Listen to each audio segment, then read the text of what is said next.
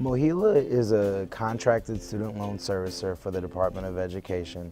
That really basically just means that we help service pre-existing student loans for borrowers that have taken out loans with the Department of Education. By servicing, we provide all of the customer service, we send out the billing, we provide service if a borrower needs assistance with different payment plans or options to postpone payments. At MOHELA, we help students manage their loans while they're going through school and also once they enter repayment. So from the time your loan is dispersed, we are here to guide you along the way.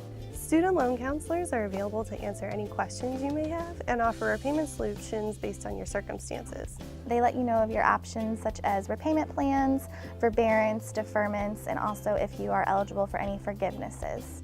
With other types of loans, oftentimes options aren't available to suspend payments if you're having a financial hardship. With student loans, however, if you can demonstrate a financial hardship, we have options to lower payments or even suspend payments, depending on the circumstances. The biggest piece of advice that I have for anyone that's looking for some guidance regarding their loans, don't be afraid to call us. So many people are intimidated by tackling something that is a little bit unknown to them. And we do offer so many different options for people, and I wish more people were aware of that.